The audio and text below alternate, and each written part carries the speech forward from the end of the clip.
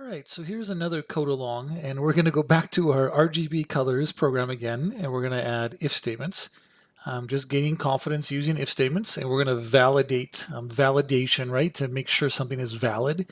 We want to make sure that these input elements are valid because the parameters are supposed to only be 0 to 255, but right now you could add something greater than or less than 0 or 255. So we're going to fix that. So I'm going to open up my where is it? RGB Colors program right here. And we will launch that.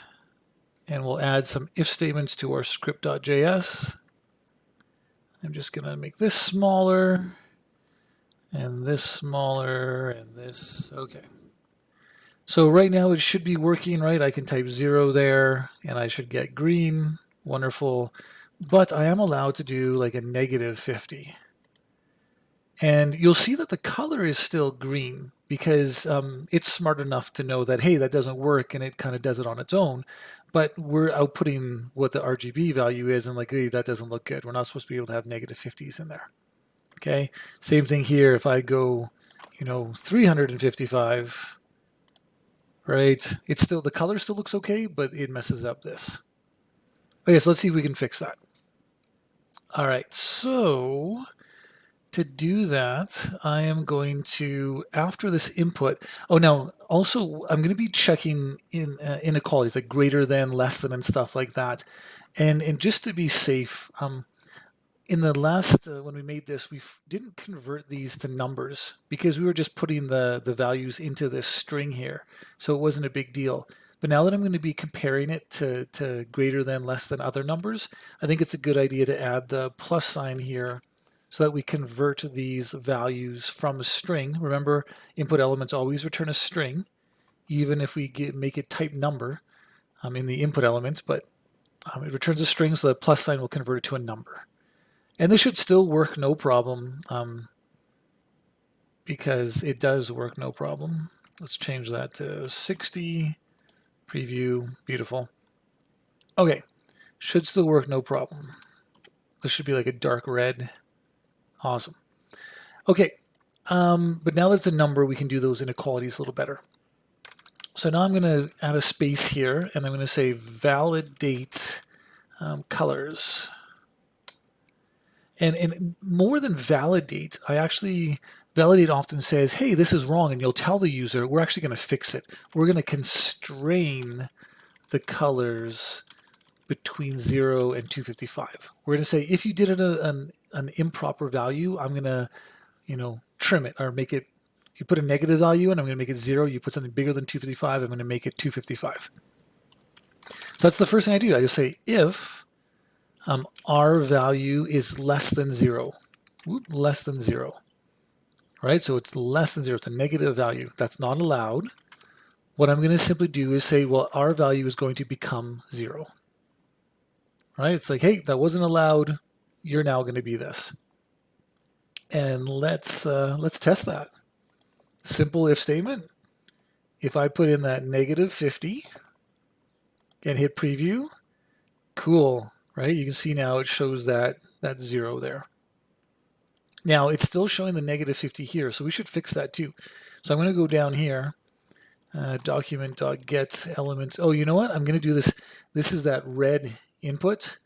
So I'm going to tell the document to search for it again, and that's inefficient. So I should, just like I did in the last code along, we should have our variables to store our HTML elements. Let's take some time to do that. So let's go our let red. Well, let's start with the preview button element. Get element by ID, preview BTN, like that. And then I can replace this with preview button element. Okay, and I am going to copy and paste actually. Let's take this. I'm going to copy that. Let red input element be assigned that. Beautiful. And then we can replace this red input element.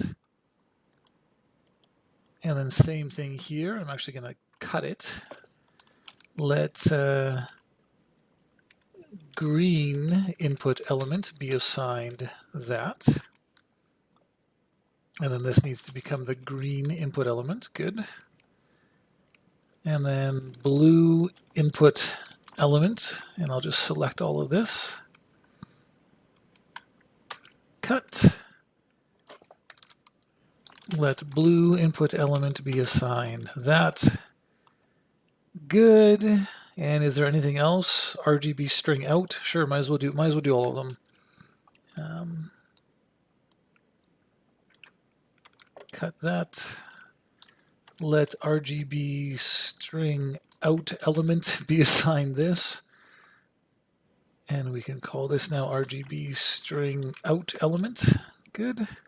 And then the display. Let display element be assigned that. Okay, so just cleaning up that code a little bit like I showed in the last one. And now what we wanted to do, remember, was clean up this so that it, or actually clean up this so it became 0. So actually maybe I can do that right here, right, instead of down here, so that we only do it if it's an invalid one. So we can say red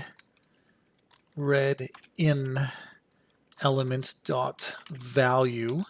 I was tempted to do inner HTML there, but remember this is an input element. It doesn't have any inner HTML. It just has a value, and I'm going to also assign that to be 0. Okay, let's test that and see if it works. So we'll try our -100, let's say, hit preview, and it says, no, that -100 isn't allowed, so it makes it 0, makes it 0, makes it 0. Cool. Okay, and we also need to test the other way around too. So I'm going to do an else if here. Right, so if R value is less than 0, do this. Otherwise, maybe it's greater than 255. And if it's greater than 255, we'll say, no, the max you can be is 255, right? You're too big, get back here, become 255. And then we'll do red in element dot value is assigned 255. And again, you can see here the value of having that variable red in element, because I would have had to search the document for it again, right? We just search the document once, store a reference to it. Makes this a lot easier to do. And then that should all work. Let's try that. So this red input element, if I made this 355, and let's make this 0, preview, right? It capped it at 255, right? Constrains the values between 0 and 255. Awesome. Okay, I think that's pretty cool. All we need to do now is have some more. Maybe I'd add a comment here, check R value, and guess what? Copy and paste. And not check the R value, but we need to also check the green value. If green value is that, then the green value is that, and then the green in element is that. If G value is too big, then set it to 255 and make sure the input element becomes 255 as well. Run. So let's test this one. Let's make this one 50. Let's make this one or -50. Let's make this one 300. Preview. It works for both of them. Okay, constrains those values. And I will let you guys do the blue and make sure you constrain the values that are allowed for the blue as well.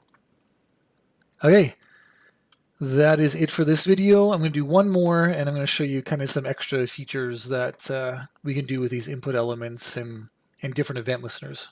Not totally curriculum that's necessary, but it's cool, and it makes this program a lot nicer. Okay, so we'll see you in the next video. Hope that made sense.